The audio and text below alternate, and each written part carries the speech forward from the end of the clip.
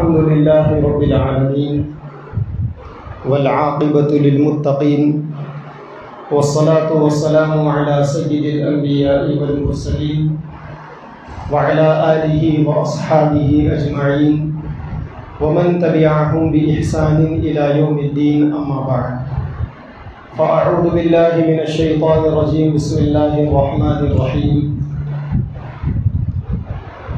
إنما يعمر مساجد الله من آمن بالله واليوم الآخر وأقام الصلاة وآتى الزكاة ولم يخش إلا الله.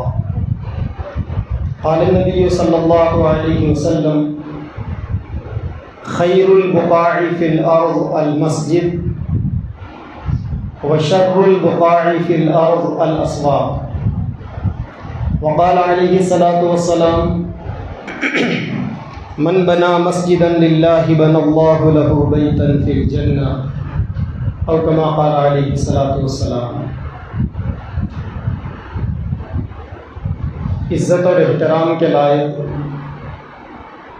علماء کرام، حفاظان اعظام،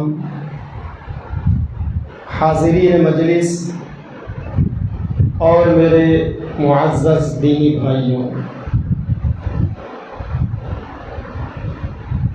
اس علاقے کے لیے آج کا یہ موقع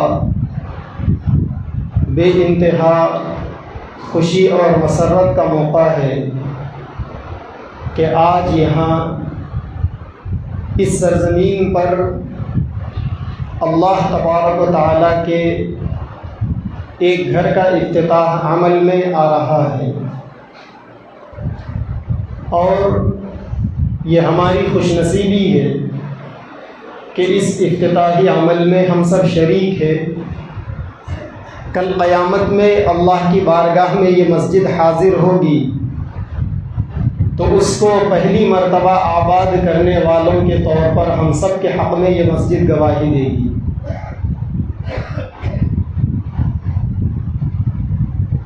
مساجد اسلام کا شعار ہے، اسلام کی پہچان ہے. مساجد کے ذریعے سے مسلم آبادیوں کا تشخص باقی ہے. کسی علاقے میں تنہا مسجد کا ہونا اتنی بات بتانے کے لیے کافی ہے کہ یہاں مسلمان آباد ہیں. یا کسی علاقے کے اندر اگر آپ کو قدیم یا پرانی مسجد نظر آتی ہے تو اس سے آپ کو اندازہ ہوتا ہے کہ کسی زمانے میں یہاں مسلمان آباد تھے. حیدرآباد چلے جائیے، گولکنڈہ قلعہ، اس سے پہلے سیون ٹمبس، وہاں آج بھی آپ کو جگہ جگہ پر مسجدیں بنی ہوئی نظر آئے گی. سیون ٹمبس جسے گورستان شاہی، قلی قطب شاہ کے خاندان کا قبرستان کہا جاتا ہے، اندر جتنے بادشاہوں اور جتنے شہزادوں کی قبریں ہیں اس سے زیادہ آپ کو اندر چھوٹی چھوٹی مسجدیں نظر آئے گی. یہ مسجدیں مسلمانوں کی اللہ تبارک و تعالیٰ کے گھر سے محبت کا پہچان ہے. اسی لیے مساجد بنانا مسلمانوں کے دینی فرائض میں سے بنیادی فریضہ ہے. اور جہاں کبھی کوئی مسجد بن جاتی ہے تو اس مسجد کی حفاظت مسلمانوں پر ایسا ہی ضروری ہے جیسا کہ مسلمان اپنے مال، اپنے گھر کی اور اپنی کمائی ہوئی دولت کی حفاظت کرتے ہیں. اللہ تبارک و تعالیٰ نے مساجد کی تعمیر کے سلسلے میں قرآن میں فرمایا: انما یعمر مساجد اللہ من آمن باللہ والیوم الآخر، کہ مساجد کو وہ لوگ تعمیر کرتے ہیں جو اللہ پر ایمان رکھتے ہیں اور آخرت کے دن پر ایمان رکھتے ہیں. اللہ کے نبی صلی اللہ علیہ وسلم کی بعثت کے بعد جب اسلام مکہ مکرمہ میں ابھی نیا نیا تھا اور وقتاً فوقتاً اللہ تبارک و تعالیٰ قرآن مجید کی آیتوں کے نزول کے ذریعے سے اللہ کے نبی کے واسطے سے امت کی دینی رہبری فرماتے تھے. اس موقع پر مکہ میں ایک خاندان تھا جو ہمارے نبی کا بھی خاندان ہے، جسے ہم قریش کہتے ہیں۔ اس خاندان کے بارے میں آپ نے بیشتر دفعہ علماء کرام سے سیرت کے جلسوں میں سنا ہوگا کہ اسی خاندان سے ہمارے نبی کا تعلق تھا، اور مکہ مکرمہ میں اللہ کے گھر کعبۃ اللہ کی نگرانی کرنا اسی خاندان کی ذمہ داری تھی۔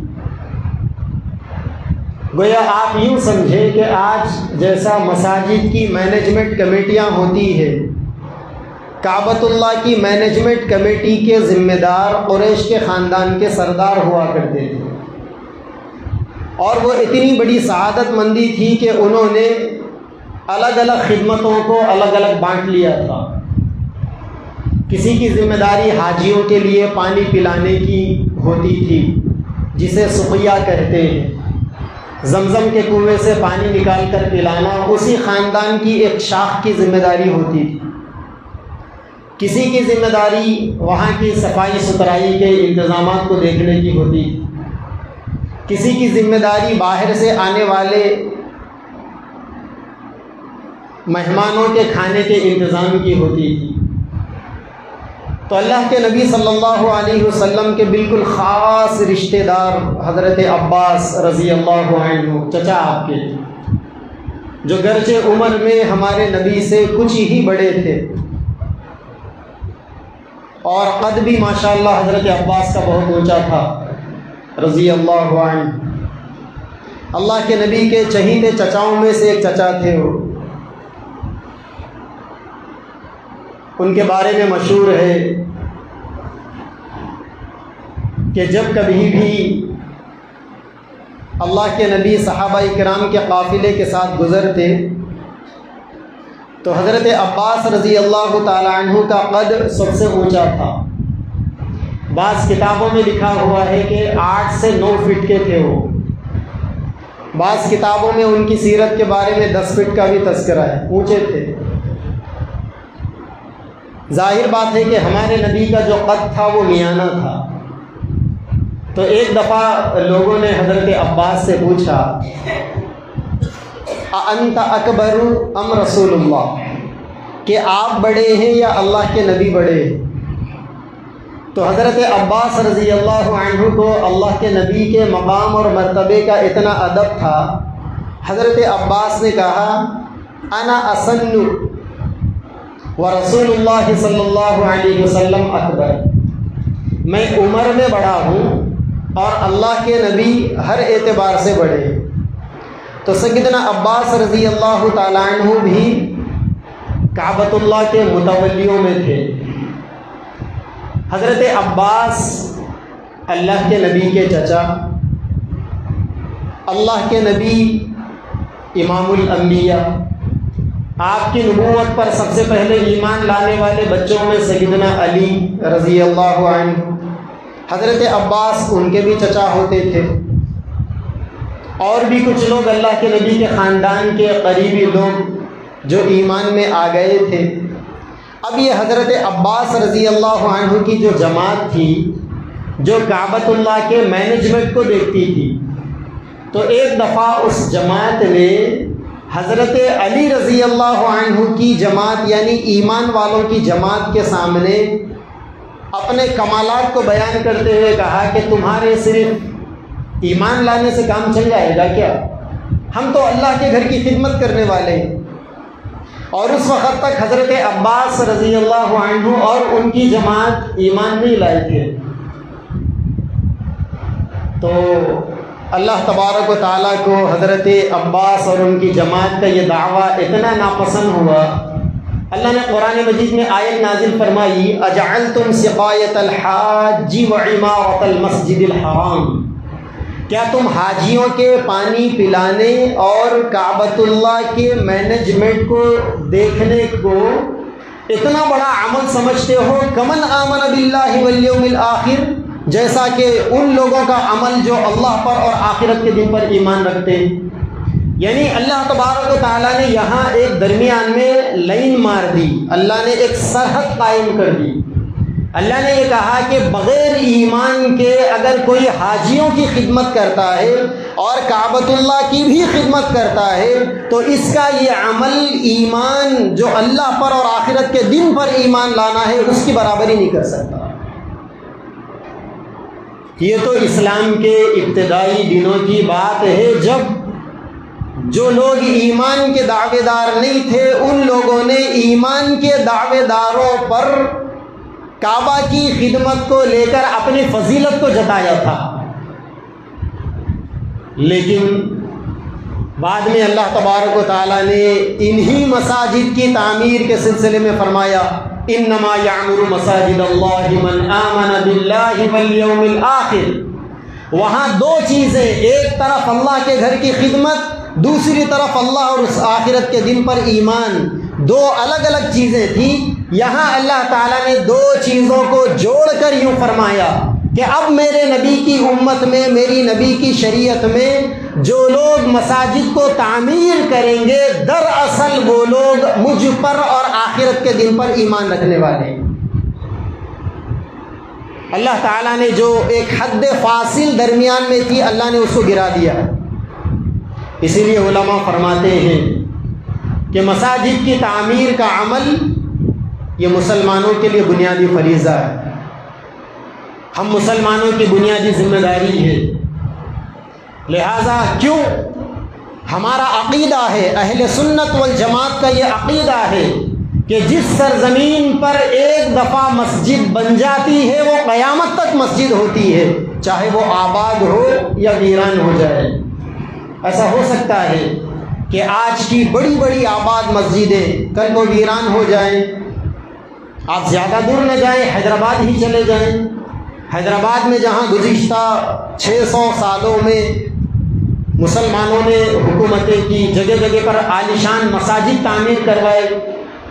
ابھی 2 دن پہلے ابو ایمل صاحب کے پیج پر آیا تھا، فلک نما پیلس کے بازو میں ایک عالیشان مسجد ہے جو زمین سے تقریباً 100 فٹ سے زیادہ اونچائی پر۔ ظاہر بات ہے کہ اس زمانے میں جب وہ پیلس بنایا گیا تو اس پیلس کے لوگوں کے لیے نماز پڑھنے کو وہاں مسجد بھی بنائی گئی، لیکن آج وہ پیلس ایک 5 اسٹار ہوٹل ہے اور مسلم مینجمنٹ کے انڈر کنٹرول نہیں آتا، وہ مسجد ویران ہو گئی۔ لیکن مسجد ویران ہو گئی تو اس کا مطلب یہ نہیں ہے کہ اب کچھ بھی کر سکتے ہیں، نہیں۔ اگر وہ مسجد ویران ہو گئی ہے تو وہ مسجد قیامت تک مسجد ہے۔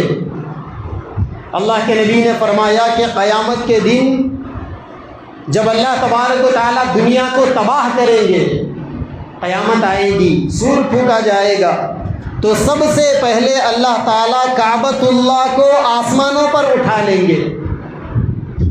کعبۃ اللہ، بیت اللہ، اللہ کا گھر، مسجد نبوی، پیارے نبی صلی اللہ علیہ وسلم کی مسجد، اللہ تعالیٰ ان مسجدوں کو سب سے پہلے آسمان میں اٹھا لیں گے۔ اس کے بعد پوری روئے زمین پر جتنی مسجدیں ہیں، جو مسجدیں آبادی کی حالت میں ہوگی یا ویرانی کی حالت میں، یا جن مسجدوں کی شکل کو بدل دیا گیا ہوگا، اللہ تعالیٰ وہ ساری مساجد کو اٹھا کر پہلے جنت میں پہنچا دیں گے۔ دنیا کو تباہ کرنے سے پہلے اللہ تعالیٰ ان چیزوں کو اٹھا لیں گے۔ تو کیا سمجھ میں آیا؟ ایک بنیادی اور اہم بات یہ سمجھ میں آئی کہ مسجد محبوبیہ کے بننے سے پہلے، مسجد محبوبیہ کے بننے کے پلان کے ڈرائنگ سے پہلے، کسی مشورے سے پہلے یہ زمین ایک ویران زمین تھی۔ یہ زمین اللہ کے بندوں کی ملکیت تھی، یا کسی زمین کی مالک گورنمنٹ یا حکومت ہو سکتی ہے، یا بغیر پٹھے کی وہ زمین ہو سکتی، یا اس زمین کے اندر کیڑے مکوڑے، سانپ بچھو، بے شرم کے درخت، ببول کے درخت، کانٹیوں کے درخت ہو سکتے، کیونکہ بے وقعت زمین ہے۔ میرے اور آپ کے گھر کے مانند، ہماری اور آپ کی پراپرٹیوں کے مانند بے حیثیت یہ زمین تھی۔ جب یہاں مشورہ ہوا، ایک اللہ کے گھر کے تعمیر کا ارادہ ہوا، اس کے لیے سنگ بنیاد ڈالا گیا، رفتہ رفتہ عمارت کھڑی ہوئی، اور آج یہ مسجد اللہ کے گھر کے طور پر پوری دنیا میں مشہور ہو جائے گی۔ تو آج کے بعد یہ کوئی بے نامی پراپرٹی نہیں، یہ کوئی پٹھے کی یا قبضے کی زمین نہیں، یہ کوئی کیڑے مکوڑے سانپ بچھوؤں کے رہنے کی جگہ نہیں، یہ اللہ کا گھر ہے، یہ اللہ کی ملکیت ہے۔ کل قیامت میں اللہ تعالیٰ اس ملکیت کو جنت میں اٹھا لیں گے۔ تو گویا آپ اندازہ کریں، اللہ کے نبی نے جو فرمایا کہ من بنا مسجدا للہ بنا اللہ لہ بیتا فی الجنہ، کہ جو آدمی اللہ کے لیے مسجد بناتا ہے اللہ تعالیٰ اس کے لیے جنت میں گھر بناتے ہیں۔ کیوں؟ کیونکہ اللہ تعالیٰ کا یہ گھر ہے، اور اس گھر کو جب اللہ تعالیٰ قیامت برپا کرنے سے پہلے جنت میں پہنچا دیں گے، تو جس نے اس گھر کو بنایا وہاں جانے سے پہلے اللہ تعالیٰ اس کے لیے بھی جنت میں گھر بنا دیں گے۔ اور علماء نے ایک بڑا عجیب نقطہ بتایا، ہم دنیا کے اندر ایک حالت جنگ میں رہنے کے لیے آئے ہیں، ہم انہی ٹائم مومنٹ میں ہیں، ہماری زندگی کا ایک ایک لمحہ ٹکراؤ میں ہے، کبھی ہماری نفس سے ٹکر ہوتی ہے، کبھی شیطان سے ٹکر ہوتی ہے، ہم حق کے ماننے والے ہیں، ہمیں باطل کے پجاریوں سے ٹکرانا پڑتا ہے۔ دنیا میں ایمان والے کا مطلب ہی ہے جس کا چین و سکون اللہ کے لیے ختم کر دیا جائے۔ آج مسلمان یہ شکایت کرتے ہیں کہ کیوں ہمارے گھروں پر بلڈوزر چلائے جا رہے ہیں، کیوں ہمارے بچوں کو گرفتار کیے جا رہے ہیں، کیوں ہمارے اوپر طرح طرح کے الزامات لگائے جا رہے ہیں۔ وہ صرف اس وجہ سے کیا جا رہا ہے کیونکہ آپ کلمہ پڑھنے والے ہو، آپ اوروں کی طرح ایک اللہ کو چھوڑ کر کسی اور کے دامن میں جا کر پناہ لینے والے نہیں ہو، اسی لیے آپ ستائے جا رہے ہو۔ آپ نبی کی غلامی کا دم بھرنے والے ہو، آپ نبی کے سچے پکے امتی ہو، آپ نبی سے محبت کرنے والے ہو، آپ صحابہ کی چاہت اپنے دلوں میں بسانے والے ہو، آپ بزرگان دین کے سلسلے سے تعلق رکھنے والے ہو، اسی لیے آپ کو مارا جا رہا ہے، پیٹا جا رہا ہے، ستایا جا رہا ہے، سلاخوں کے پیچھے آپ کو ٹھونسا جا رہا ہے، اور ہم یہ برداشت کرتے رہیں گے تاکہ ہماری جان چلی جائے، ہماری یہ زندگی ختم ہو جائے۔ دنیا والے زیادہ سے زیادہ ہمارا کیا لے سکتے ہیں؟ جس وقت موسیٰ علیہ السلام کے مقابلے میں فرعون نے ساری دنیا کے بڑے بڑے جادوگروں کو جمع کیا، جادوگر آئے سیدنا موسیٰ علیہ السلام کے پاس، جادوگروں نے حضرت سے پوچھا ہم پہلے جلوہ دکھائیں اپنا یا آپ دکھائیں گے؟ موسیٰ علیہ السلام نے کہا القوا ما انتم ملقون، آپ دکھائیے پہلے۔ تو جادوگر 70,000 جادوگر تھے، سب کے ہاتھوں میں لکڑیاں تھیں، رسیاں تھیں، سب ڈال دیا انہوں نے۔ 70,000 جادوگروں نے اگر ہر جادوگر نے ایک ایک لکڑی ایک ایک رسی ڈالی تو 1,40,000 ہو گیا۔ ڈال کے جادوگروں نے منتر پڑھ کے اس پہ دم مارا، ایسا سانپ بن گئے سب۔ موسیٰ علیہ السلام اللہ کی طرف رجوع ہوئے، دل ہی دل میں اللہ تعالیٰ سے راز و نیاز کی باتیں ہوئی۔ اللہ نے سیدنا موسیٰ علیہ السلام سے کہا کہ موسیٰ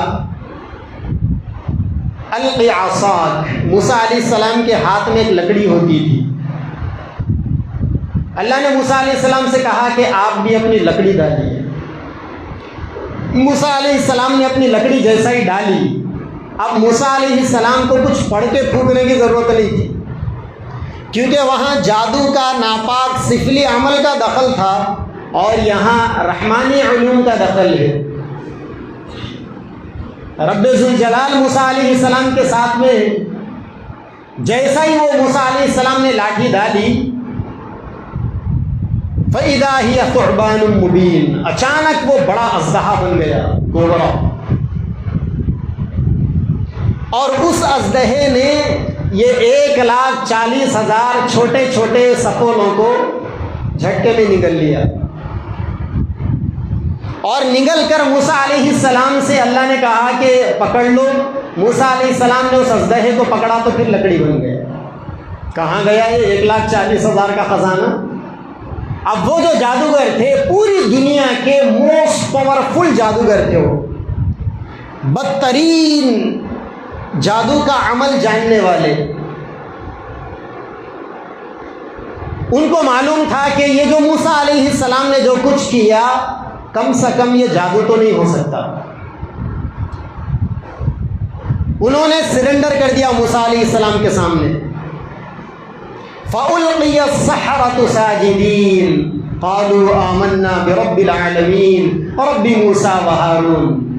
سارے کے سارے جادوگر سجدے میں گر گئے اور کہنے لگے کہ ہم سیدنا موسیٰ اور سیدنا ہارون علیہ السلام کے رب پر ہم ایمان لائے، رب العالمین پر اب ہمارا ایمان. فرعون نے کہا کہ جھٹکے میں کمپنی بدل گئی، جھٹکے میں پارٹی بدل دی تم لوگوں نے. تو انہوں نے کہا لَأُقَطِّعَنَّ أَيْدِيَكُمْ وَأَرْجُلَكُمْ مِنْ خِلَافٍ ثُمَّ لَأُصَلِّبَنَّكُمْ أَجْمَعِينَ، کہ میں تمہارے ہاتھ اور پیروں کو اپوزٹ سے کاٹوں گا.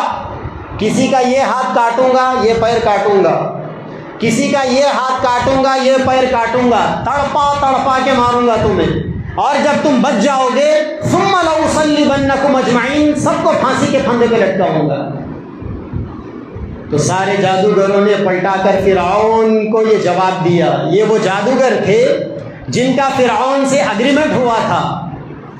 جادوگر جب آئے تھے انہوں نے کہا تھا کہ اگر ہم موسیٰ علیہ السلام کے مقابلے میں کامیاب ہو گئے تو ہمیں کیا ملے گا؟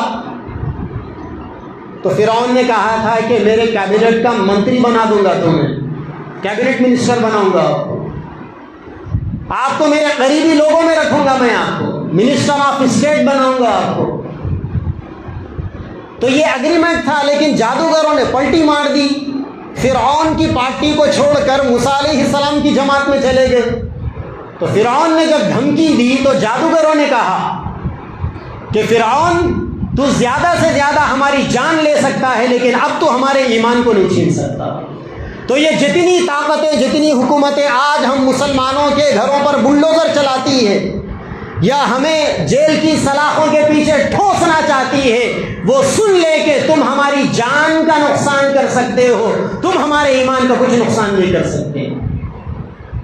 دنیا میں ہم آئے ہیں اس کشمکش سے، ہر لمحہ ہم اپنے نفس سے، شیطان سے، دشمن سے، کفر سے، بدعات اور خرافات سے، دنیا بھر کی واہیات سے اگر ہم لڑ رہے ہیں صرف ایمان کے لیے. حیدرآباد کے ایک مشہور شاعر تھے امیر مینائی. حیدرآباد میں نام پلی پر مشہور درگاہ ہے، درگاہ یوسفین رحمۃ اللہ علیہ. اورنگزیب عالمگیر رحمۃ اللہ علیہ جب گولکنڈہ قلعے کے اوپر حملہ کرنے کے لیے آئے تھے، بعد میں اورنگزیب عالمگیر 17 سال تک دکن کے گورنر تھے بادشاہ بننے سے پہلے. تو ان کی جب آرمی آئی تھی، ان کی فوج گولکنڈہ قلعے کو فتح کرنے کے لیے، تو ان کی فوج کے اندر بڑے بڑے اللہ والے، وقت کے قطب اور ابدال ولی اللہ لوگ بھی تھے. ایک جنگ ہوئی، آخری جنگ، جس کے اندر گولکنڈہ قلعے پر جو گورنمنٹ چل رہی تھی ان کی حکومت ختم ہو گئی. تاریخ کی کتابوں میں آپ نے بچپن میں پڑھا ہوگا، اب تو تاریخ کی کتابوں کو بھی بدل دیا جا رہا ہے، تاریخ کو مسخ کر دیا جا رہا ہے، مسلمانوں کی قربانیوں کو تاریخ کے صفحات سے مٹایا جا رہا ہے. مسلمانوں کو تاریخ سے ایسا رشتہ رکھنا چاہیے کہ اگر تاریخ کی مسلمانوں کی قربانیوں کو تاریخ کے صفحات سے مٹا بھی دیا جائے، ہمارے دلوں سے اور ہمارے دماغوں سے وہ چیزیں نہیں مٹنی چاہیے. ہمیں اپنے بچوں کو تاریخ بتانی چاہیے. چنانچہ اس جنگ کے اندر گولکنڈہ قلعے کا جو نگہبان تھا عبدالرزاق لاری، نام سنا ہوگا آپ نے اس جنگ کے اندر عبدالرزاق لاری مارا گیا. اور قطب شاہ بادشاہ کا ایک 16 سال کا بچہ تھا نظام الدین احمد. آج آپ 7 ٹمبس میں اندر داخل ہوں گے تو آگے جا کر لفٹ میں آپ کو ایک انکمپلیٹ ٹمب نظر آئے گا, نامکمل گنبد نظر آئے گا. اس گنبد کے اندر شہزادہ نظام الدین احمد کی قبر ہے, کتبہ ناتمام لکھا ہوا ہے. وہ شہزادہ نظام الدین احمد اسی جنگ میں مارا گیا. اچھا, وہ جنگ جس موقع پر چل رہی تھی اس موقع پر طوفانی بارش چل رہی تھی حیدرآباد میں, طوفان بھی بارش بھی, اور اورنگزیب کی فوج نے گولکنڈہ قلعے کو اطراف سے گھیر لیا تھا, محاصرہ کر لیا تھا اس کا. رات میں طوفان چل رہا ہے, 2 اللہ کے ولی چراغ جلا کر قرآن کی تلاوت کر رہے تھے. تو اورنگزیب کی فوج کے جو کمانڈر تھے انہوں نے کہا, ارے میاں تم لوگ یہاں بزرگی دکھانے کے لیے آئے ہو یا قلعے کو فتح کرنے کے لیے؟ طوفان میں دیا جل رہا تھا اور قرآن کی تلاوت ہو رہی تھی. کمانڈر نے کہا کہ آپ یہاں بزرگی بتانے آئے ہو یا قلعے کو فتح کرنے کے لیے آئے ہو؟ تو پھر انہوں نے چراغ کو گل کیا, قرآن کو بازو میں رکھا, اس کے بعد گولکنڈہ قلعے کو فتح کیا. جب قلعہ فتح ہو گیا اور وہ فوج جب واپس جانے لگی تو اتفاق سے بلکہ اللہ کی تقدیر سے وہ دونوں جو بزرگ تھے جو طوفان میں چراغ جلا کر قرآن کی تلاوت کرتے تھے, ان دونوں کا انتقال ہوا. ان کو نامپلی میں دفن کیا گیا. دونوں بزرگوں کا نام یوسف تھا, دونوں یوسف کو ملا کر یوسفین کہا جاتا ہے. آج نامپلی میں جو درگاہ یوسفین ہے ان دونوں بزرگوں کی, اس درگاہ میں آپ جائیں گے تو وہاں ایک قبر ہے سامنے. امیر مینائی شاعر تھے, وہ کہتے تھے, ان کا ایک شعر تھا, کچھ رہے یا نہ رہے بس یہ تمنا ہے امیر, کچھ رہے یا نہ رہے بس یہ تمنا ہے امیر, آخری وقت سلامت میرا ایمان رہے. تو ہم دنیا کے اندر اپنے ایمان کو بچانے کی مومنٹ میں ہیں, ایمان کو بچانے کے مرحلے میں ہیں. اللہ نے فرمایا جو لوگ مساجد کو تعمیر کرتے ہیں وہ لوگ, اللہ نے فرمایا جس آدمی نے مسجد کی تعمیر میں حصہ لیا اللہ تعالیٰ کل قیامت میں اس کے لیے جنت میں گھر بنائیں گے. علماء نے لکھا ہے کہ مسجد کی تعمیر میں حصہ لینے کا مطلب انسان کا موت کے وقت کلمے کے اوپر مرنا یہ طے ہے. یہی وجہ ہے کہ بعض دفعہ ایک آدمی پوری مسجد نہیں بنا سکتا. اگر اللہ نے توفیق دی ہے, اگر کوئی ایک آدمی پوری مسجد بنا دے بڑی بات ہے. اور آج کے زمانے میں پوری مسجد بنانا لاکھوں روپے چاہیے. مسلمانوں کی معاشی حالت پہلے کے مقابلے میں آج بہت کمزور ہے, لاک ڈاؤن کے بعد تو اور زیادہ کمزور ہے. علماء نے لکھا ہے کہ اگر کوئی آدمی کبوتر کے گھونسلے کے برابر کسی مسجد کی تعمیر میں حصہ لے گا اللہ تعالیٰ اس کے لیے بھی جنت میں گھر بنائے گا. ایک مولانا نے مسجد کی تعمیر پر بیان کیا. ایک میستری تھا غریب شریف, اس کے دل میں خیال آیا کہ میں بھی اللہ کے لیے مسجد بناؤں گا تاکہ موت کے وقت مجھے بھی کلمہ نصیب ہو اور جنت میں مجھے بھی اللہ گھر دے. چنانچہ اس نے یہ ارادہ کیا کہ میں جو مسجد بناؤں گا وہ ساری مسجد میرے خرچ سے بنے گی, میں کسی کا ایک پیسہ نہیں لوں گا. چنانچہ اس نے پیسوں کو جوڑنا شروع کیا, اینٹوں کو جمع کیا, سیمنٹ کا انتظام کیا, اس زمانے کے جو بھی کنسٹرکشن مٹیریل ہو سکتا تھا. اب اس نے خود سارے انتظامات کر کے, میستری تو خود تھا. اب اس نے دیواروں کو کھڑا کرنا شروع کیا.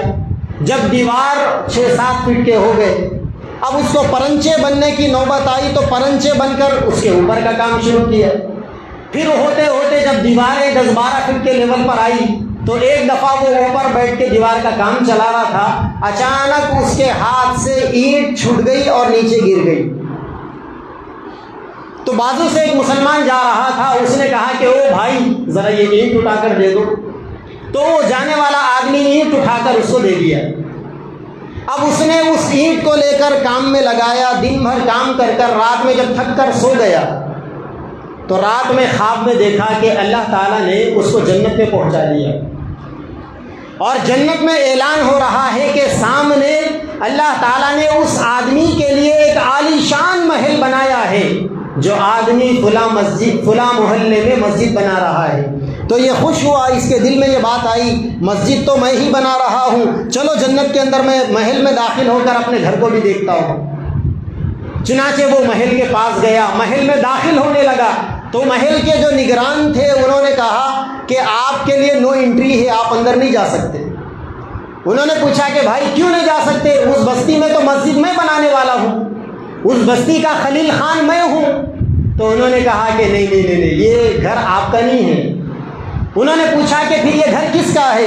انہوں نے کہا کہ یہ گھر اس بستی میں جو مسجد بن رہی ہے، کل ایک آدمی وہاں سے گزرتے گزرتے ایک اینٹ نیچے گر گئی تھی، مسجد کی تعمیر میں اس نے ایک اینٹ اٹھا کر دینے کی مدد کی، یہ محل اس کا ہے. تو اس نے کہا کہ اچھا، وہ ایک اینٹ اٹھا کر دینے والے کے لیے یہ محل ہے، تو پھر میں مسجد بنا رہا ہوں، میرے لیے کیا ہے؟ جنت کے دربان نے کہا کہ مر کر آؤ، پھر دیکھو اللہ نے تمہارے لیے کیا رکھا ہے. تو مساجد کی تعمیر مسلمانوں کی بنیادی ذمہ داری. روئے زمین کی سب سے بہترین جگہ مسجد ہے. اسی لیے اللہ کے نبی نے ایک موقع پر فرمایا، میں نے معراج کے اندر دیکھا، مجھے بتایا گیا کہ جو لوگ مسجد سے گندگی کو صاف کرتے ہیں، یعنی مسجد میں جھاڑو دیتے ہیں، مسجد میں صفائی کا انتظام کرتے ہیں، میں نے دیکھا، مجھے بتایا گیا کہ سب سے زیادہ نام اعمال کے ترازو میں انسان کی جو نیکی وزن کے ساتھ تولی جائے گی وہ مسجد سے گندگی کو صاف کرنے کی ہوگی. اللہ کے نبی نے فرمایا مسجد میں جو آدمی جانماز بچھائے گا، من القا حصیرا فی المسجد کسالہ فی الجنہ، جو آدمی مسجد میں جانماز کا، چاندنیوں کا، قالین کا انتظام کرے گا، اللہ تعالیٰ اس کے لیے جنت میں کپڑے پہنائیں گے. اور اللہ کے نبی نے فرمایا من اسرج سرجا فی المسجد نور اللہ قبرہ الی یوم القیامہ، کہ جو مسلمان مسجدوں میں روشنی کا انتظام کرتا ہے اللہ تعالیٰ قیامت تک کے لیے اس کی قبر کو روشن فرما دیتے. آج کے زمانے میں حدیث کا جو اقتضاء ہے اس سے آپ یہ کہہ سکتے ہیں کہ جو لوگ مسجدوں میں فین کا، کولر کا، اے سی کا انتظام کرتے ہیں اللہ ان کی قبروں کو ٹھنڈی فرماتے. تو میرے بھائیوں، یہ مساجد کی تعمیر اور اس کے فضائل، علماء نے لکھا ہے کہ مساجد کی تعمیر دو چیزوں سے ہوتی. ایک ہے مسجد کو بنانا میٹیریل کے ذریعے سے، جس میں اینٹ، کنکریٹ، سیمنٹ، ریتی اور ساری چیزوں کو لے کر یہ مسجد بن گئی. اور دوسری اہم چیز جو قرآن مجید کی اس آیت میں اللہ نے فرمایا، جس کی طرف علماء کرام نے خاص طور پر نشاندہی فرمائی، وہ یہ ہے کہ مساجد کو اعمال کے ذریعے سے آباد کرنا. کیوں؟ اللہ تبارک و تعالیٰ قرآن مجید میں فرماتے ہیں مسجد کا مقصد وَلَوْلَا دَفْعُ اللَّهِ النَّاسَ بَعْضَهُمْ بِبَعْضٍ، اگر اللہ تبارک و تعالیٰ دنیا کے اندر بعضوں کو بعضوں سے نہیں ٹکراتا. آپ دیکھیں دنیا کے اندر اللہ کا ایک نظام ہے، جو بھی فرعون بن کر دنیا میں آتا ہے اللہ تعالیٰ اس کے مقابلے میں کسی نہ کسی موسیٰ کو کھڑا کرتے ہیں. آپ پوری تاریخ کا مطالعہ کر لیں، آج بھی جو لوگ فرعون بنے ہوئے ہیں ان کی فرعونیت کے دن ختم ہو چکے، اب ان کے مقابلے میں موسیٰ کے آنے کا وقت چل رہا ہے. یہ اللہ کا نظام ہے کہ دنیا کے اندر جو آدمی بھی طاقت کے ساتھ اٹھتا ہے اللہ تعالیٰ اس کی طاقت کو پائیداری نہیں دیتے، بہت جلد اللہ تعالیٰ اس کی طاقت کو توڑ دیتے. وَلَوْلَا دَفْعُ اللَّهِ النَّاسَ بَعْضَهُمْ بِبَعْضٍ لَفَسَدَتِ الْأَرْضُ، اگر روئے زمین میں انسان کے بڑھتے قدم کو روکنے والے نہ ملے تو پوری روئے زمین میں فساد مچ جائے. 100 سال پہلے ہٹلر آگے بڑھا تھا، 80 سال پہلے اللہ نے کھڑا کر دیا اس کے مقابلے میں، ورنہ پوری دنیا کو جیت کے نکل جاتا.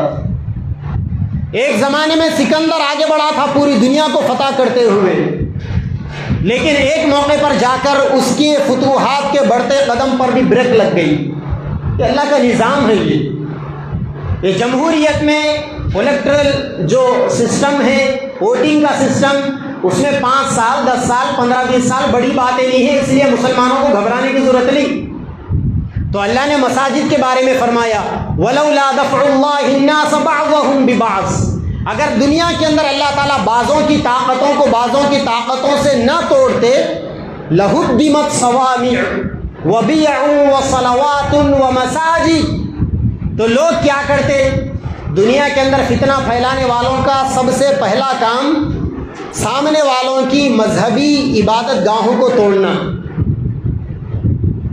مسلمانوں کو پریشان کرنا ہے مسجد کو توڑو، مدرسوں پر دھاوے کرو، غیروں کو پریشان کرنا ہے ان کی عبادت گاہ کو توڑو، یہ دنیا کا دستور ہے۔ یہ ان الملوک اذا دخلوا قریۃ افسدوها، یہ بادشاہ جہاں جہاں جاتے ہیں فساد مچاتے ہیں، اور فساد میں سب سے پہلے وہ سامنے والوں کی مذہبی عبادتوں کو توڑتے ہیں۔ اب اللہ نے قرآن کی اس آیت کے نزول کے موقع پر 4 قسم کی مذہبی عمارتوں کا اللہ نے تذکرہ فرمایا۔ لَهُدِّمَتْ صَوَامِعُ، دنیا میں جو لوگ راہب ہوتے تھے، یعنی ترک دنیا جن کا پیشہ ہوتا تھا، جو اللہ کے لیے سب کچھ چھوڑ دیتے تھے، ان کی جو بیٹھ کر عبادت کرنے کی جگہ ہے اسے صوامع کہتے ہیں۔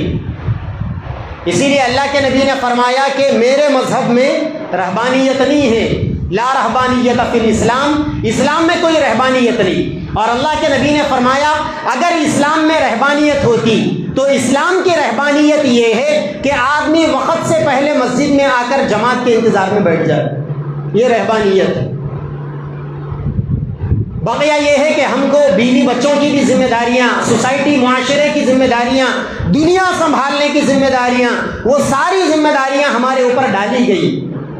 ہم سنیاس لے کر کوئی ایک کونا پکڑ کر اگر اللہ اللہ کرتے بیٹھیں گے اور یہ سمجھیں گے میں اسلام کو فالو کر رہا ہوں، تو یہ کوئی اسلام نہیں۔ اسلام کو سمجھانے کے لیے، پولیٹیکل اسلام کو سمجھانے کے لیے لمبا وقت چاہیے۔ گزشتہ 10 سالوں سے میں میری مسجد میں، مٹپلی کی بسم اللہ مسجد میں، پولیٹیکل اسلام کے اوپر میری ٹاپک ہوتی ہے۔ 10 سالوں سے میرا یہ احساس ہے کہ 10 سال گزر گئے، پولیٹیکل اسلام کی ابھی تک میں نے ABCD نہیں پڑھی، الف بات آسان نہیں ہوا۔ تو ہم لوگوں کو، ہم مسلمانوں کو پولیٹیکل اسلام کی طرف بھی آنا ہے۔ ابھی تک تو ہم لوگ 5% ریلیجن اسلام کو ماننے والے ہیں۔ خالی اسلام کا مطلب ہم یہ سمجھتے ہیں نماز۔ فرمایا لَهُدِّمَتْ صَوَامِعُ، یہ لوگ راہبوں کی عبادت گاہوں کو، وَبِيَعٌ، عیسائیوں کے گرجاؤں کو، وَصَلَوَاتٌ، یہودیوں کی عبادت گاہوں کو، وَمَسَاجِدُ، مسلمانوں کی مسجدوں کو ڈھاتے ہیں۔ کیوں ڈھاتے ہیں؟ یذکر فیہا اسم اللہ کثیرا، یہ وہ جگہ ہے جہاں پر اللہ تبارک و تعالیٰ کا نام لیا جاتا ہے۔ تو گویا یہ آیت یہ بتا رہی ہے کہ مساجد کا اصل کردار، مساجد کا اصل کام، مساجد کی آبادی، یہ مسجد بن گئی 2 سال 4 سال میں، اور اگر قیامت تک آنے والے مسلمان اس مسجد میں اعمال کرتے رہیں گے تو یہ مسجد قیامت تک باقی رہے گی۔ تو یہ مسجد کی ایک تعمیر ہے میٹیریل کے ذریعے سے، جو جس کے لیے 2-4 سال زیادہ سے زیادہ چاہیے، کم اور زیادہ، لیکن ایک تعمیر ہے مسجد کو آباد کرنا اعمال کے ذریعے سے۔ اعمال کی جو آبادی ہے، آپ دیکھیں کعبۃ اللہ روئے زمین پر، ان اول بیت وضع للناس للذی ببکۃ مبارکا وہدی للعالمین، روئے زمین کا سب سے پہلا گھر جو اللہ تبارک و تعالیٰ نے بنایا، قائم کیا، وہ کعبۃ اللہ آج تک آباد ہے۔ کس سے؟ حج کرنے والوں سے، عمرہ کرنے والوں سے، طواف کرنے والوں سے، وہاں ذکر و اذکار کرنے والوں سے، وہاں پر اعتکاف کرنے والوں سے۔ اگر کسی جگہ پر مسلمان مساجد کو اعمال سے آباد نہیں کریں گے تو بہت جلد وہ مسجد ویران ہو جائے گی۔ اور عین ممکن ہے، پنجاب کے علاقے میں جائیے، آزادی سے پہلے پنجاب میں تاریخی مسجدیں، ایک زمانہ تھا انگریزوں کے ہندوستان میں آنے سے پہلے پنجاب کے علاقے کے اندر راجا رجواڑوں کے علاقے، وہاں مسلمانوں کی پتھروں کی بنی ہوئی خوبصورت مسجدیں، جب دیش آزاد ہو گیا 1947 میں، پارٹیشن ہو گیا، پنجاب کے مسلمان ہزاروں نہیں لاکھوں کی تعداد میں اپنے گھروں کو، اپنے وطن کو چھوڑ کے چلے گئے ادھر۔ آج مسجدیں ویران ہیں، مسجدوں میں جانوروں کو بنا جا رہا ہے، بہت ساری مسجدوں میں بیٹھ کر پتے کھیلے جاتے ہیں، نشہ کیا جاتا ہے۔ مسلمانوں نے اعمال سے مسجدوں کو آباد نہیں کیا۔ اسی لیے میرے بھائیوں، مسجد جب بن جاتی ہے تو بنانے والے وہ اللہ تعالیٰ کے نیک بخت سعادت مند بندے۔ اللہ کے نبی نے فرمایا ان عمار بیوت اللہ ہم اولیاء اللہ، جو لوگ مساجد کو تعمیر کرنے والے ہیں وہ اللہ والے ہیں۔ مسجد کی تعمیر میں حصہ لینا یا مسجد کی آبادی میں اعمال کے ذریعے سے حصہ لینا، یہ آدمی کا اللہ کا ولی ہونے کی علامت۔ ہم یہ سمجھتے ہیں کہ اللہ کے ولی وہی ہے جو دنیا سے چلے گئے، ہم پیران پیر سیدنا عبد القادر جیلانی رحمۃ اللہ علیہ کو ہی ولی سمجھتے، ہم حضرت خواجہ بندے نواز، حضرت خواجہ غریب نواز، محبوب الہی حضرت خواجہ نظام الدین اولیاء کو ہم ولی سمجھتے ہیں۔ اور اللہ کے نبی فرما رہے ہیں مساجد بنانے والے، مساجد کو آباد کرنے والے وہ اللہ کے ولی ہیں۔ وہ یقیناً وہ ہمارے بڑے بزرگان وہ اللہ کے ولی، چونکہ ہم ان کے بہت بعد آئے ہیں، وہ ہمارے لیے اللہ کے ولی ہے، اور جو نسل ہمارے بعد آئے گی انشاءاللہ ہم ان کے لیے اللہ کے ولی رہیں گے، بشرطے کہ ہم اخلاص کے ساتھ عمل کریں، مساجد کو آباد کریں۔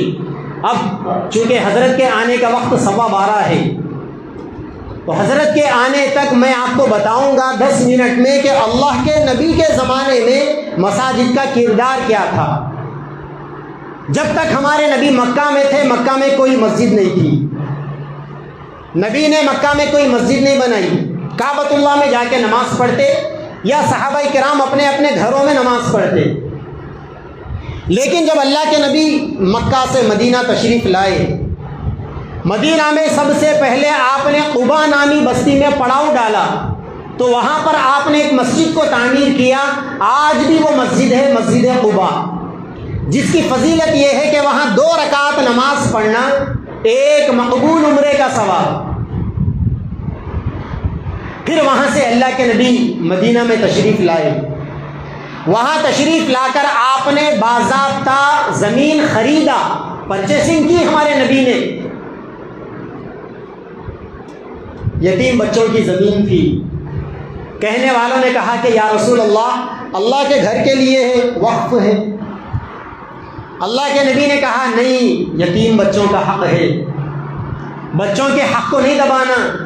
وَلَا يَحُضُّ عَلَىٰ طَعَامِ الْمِسْكِينِ، وعید ہے یتیموں کے، مسکینوں کے مالوں کو دبا لینے والوں کے لیے۔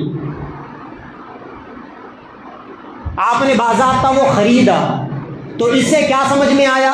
اس سے یہ سمجھ میں آیا یہاں جتنے مسلمان، جتنے ذمہ داران مساجد، جتنے باشعور نوجوان اللہ کے نبی کے اس چھوٹے واقعے میں آج کے 2022 کے ہندوستانی مسلمانوں کے لیے نبی کی کیا نصیحت ہے وہ آپ کان کھول کر سن لیں۔ نبی نے یتیم بچوں سے زمین فری میں لے کر مسجد بنانا گوارا نہیں کیا، آپ نے مسجد کے لیے زمین کو خریدا۔ یعنی اللہ کے نبی نے یہ چاہا کہ مسجد کی پراپرٹی یکسو ہو جائے، بعد میں نہ کسی کا حق دبا کر وہ لی جائے اور نہ کسی کا احسان اللہ کے گھر پر ہو، کسی کا احسان بھی نہ ہو۔ تو آج اللہ کے نبی کے اس طرز عمل کے نتیجے میں ہماری یہ ذمہ داریاں ہیں کہ ہم مساجد کے ڈاکومنٹس ریڈی رکھیں، اپنی اپنی مسجدوں کا ٹوٹل ڈاکومنٹس کلیئر رکھیں۔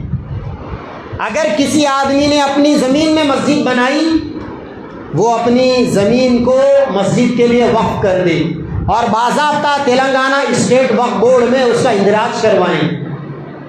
اگر کسی نے گورنمنٹ کی دی ہوئی زمین پر مسجد بنائی تو باضابطہ VLT نمبر نکال کر اس کے جو پروسیس ہے میونسپلٹی کے یا گرام پنچایت کے، ان پروسیس کے ذریعے سے باضابطہ مسجد کا وقف بورڈ میں اندراج ہونا موجودہ حالات میں بے انتہا ضروری ہے، کیونکہ شمشاباد کی اس مسجد پر رات جو بلڈوزر چلا تھا، اس مسجد کی زمین کا ہلکا سا لیٹیگیشن تھا، اور آئندہ یہ بلڈوزر آپ یہ نہ سمجھیں کہ وہ فلاں جگہ چل رہا ہے یہاں نہیں چلے گا، یہ کہیں بھی چل سکتا ہے۔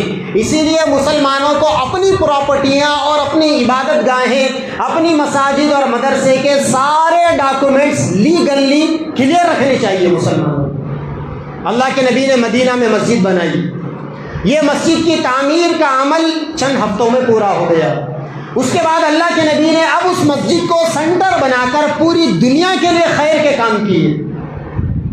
آپ حیرت کریں گے، آج ہم مسلمان مسجد کو صرف نماز کے لیے سمجھتے ہیں، نماز ختم ہو گئی، مؤذن صاحب انتظار کریں گے آخری نمازی کا، یہ نکلے تو تالا مار کے چلے جائیں۔ لیکن اللہ کے نبی کے زمانے کی مسجدیں صرف نماز کے لیے نہیں ہوتی تھی۔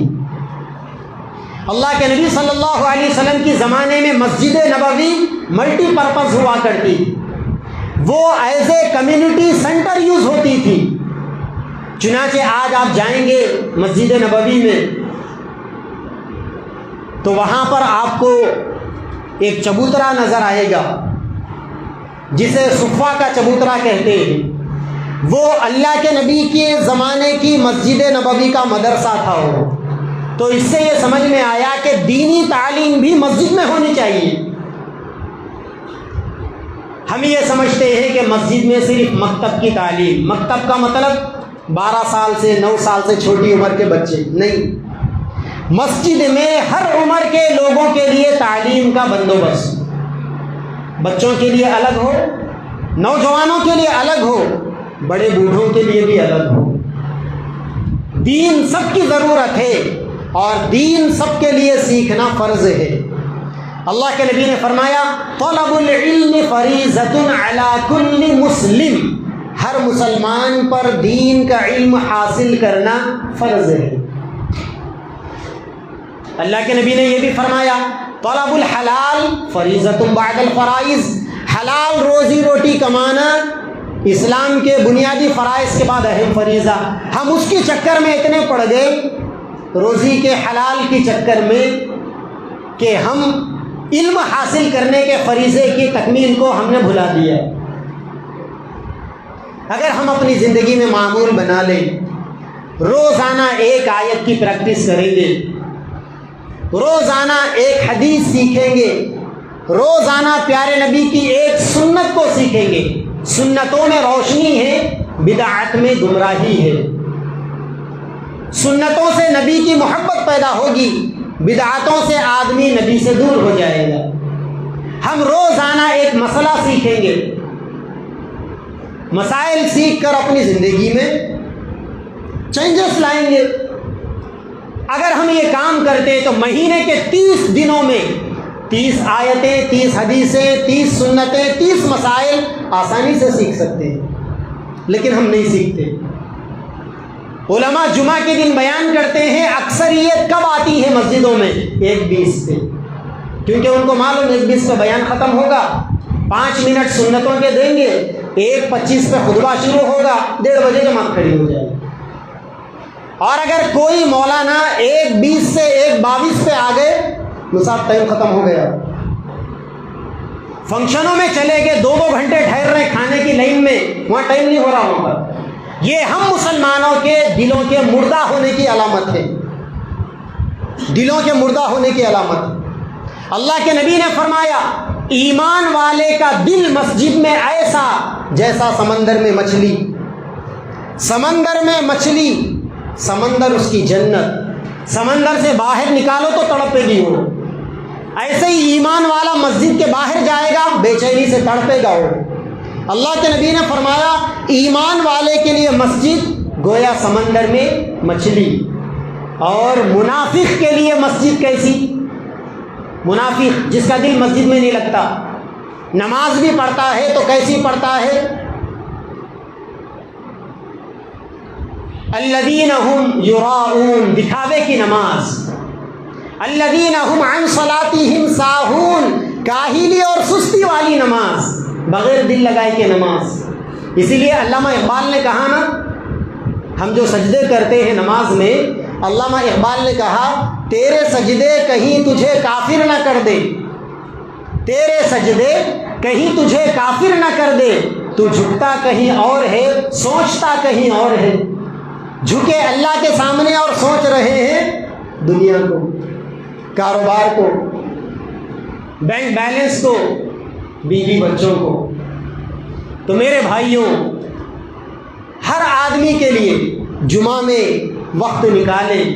علماء نے یہاں تک لکھا ہے، قرآن میں اللہ نے فرمایا 28واں پارے میں، یا ایھا الذین آمنوا، ایمان والوں سے خطاب، آپ سے خطاب، مجھ سے خطاب۔ اللہ نے کہا جب جمعہ کی اذان ہو جائے، اذا نودی للصلاۃ من یوم الجمعہ، جب جمعہ کی اذان ہو جائے، فاسعوا الی ذکر اللہ، نماز پڑھنے کے لیے دوڑو، وذروا البیع، کاروبار کو چھوڑ دو، ذالکم خیر لکم ان کنتم تعلمون، یہ عمل تمہارے لیے سب سے بہترین عمل۔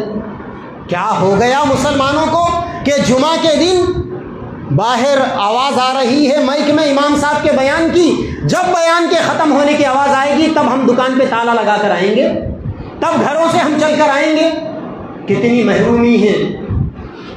مساجد سے دل کا کٹ جانا ہمارے دلوں سے ایمان کی کشیش کے مٹ جانے کی علامت۔ کم سے کم مسلمان جمعہ میں پہلے آ جاتے، پہلے سنتیں پڑھ لیتے، اگر اللہ نے توفیق دے دی صلاۃ و تسبیح پڑھ لیتے، پھر اس کے بعد امام صاحب کا خطبہ سنتے، دین کی باتیں، اچھی اچھی باتیں آتی ہے۔ بہت سارے شہر میں، آج سے 12 سال پہلے جب میں دارالعلوم حیدرآباد میں پڑھا رہا تھا، تو حیدرآباد کی ایک مشہور مسجد ہے، بڑی پاش ایریے کی مسجد، اس مسجد میں مجھے جمعہ کے بیان کے لیے بلایا گیا، خطیب کے لیے۔ تو میں نے وہاں پوچھا کہ بھائی یہاں مجھ سے پہلے کون تھے خطیب؟ تو بتایا گیا کہ فلاں مولانا 34 سال یہاں کے خطیب تھے، بڑے اللہ والے، بڑے عالم دین، بڑے بزرگ، وہ 34 سال تک وہاں کے خطیب تھے۔ تو میں نے وہاں کی کمیٹی والوں سے کہا کہ حضرت، جن لوگوں نے 34 سال سے حضرت کے بیان کو سنا نا، ان کا علم 10 سال سے مدرسے میں وقت لگا کر میں نے جو علم حاصل کیا اس سے زیادہ ہے ان کا علم۔ کیونکہ علماء ہر جمعہ میں الگ الگ انداز کا بیان کرتے ہیں، الگ الگ انداز سے دین کی باتوں کو سمجھاتے ہیں۔ تو مساجد اعمال کے ذریعے سے بچوں کے لیے مکتب کی تعلیم، اگر ہماری بچیاں بڑی ہو جائے تو مسجد کی کمیٹی یا محلے کے ذمہ داران ایسی ترتیب بنائیں کہ کسی ایک گھر میں چند اطراف کی بچیوں کو، عورتوں کو جوڑ کر باضابطہ وہاں ہمارے بچیوں کے لیے، ہماری خواتین کے لیے فرض دین سکھایا جائے۔ ہمیں معلوم تو چلے کہ ہمیں کون سا دین سیکھنا فرض ہے، عقائد درست کرنا فرض ہے، عبادتیں، ہمارے اعمال درست ہو جائے، ایسا دین سیکھنا ہمیں فرض ہے۔ اللہ کے نبی کے زمانے کا وہ مدرسہ صفہ، وہاں آپ جائیں گے تو ایک پلر کے اوپر اسطوانہ ابو لبابہ لکھا ہوا ہے، یعنی حضرت ابو لبابہ کے نام کا ایک پلر ہے۔ آپ کو پتہ بھی ہے اللہ کے نبی کے زمانے میں وہی پلروں کو قیدیوں کو بنا جاتا تھا، گویا اللہ کے نبی کے زمانے میں مسجد کو جیل کے پرپس پر بھی استعمال کیا جاتا ہے۔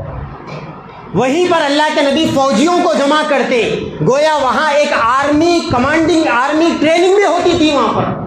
وہیں سے بیواؤں، یتیموں کے لیے امداد جاتی تھی، ایک رفاہی ادارہ تھا مسجد نبوی۔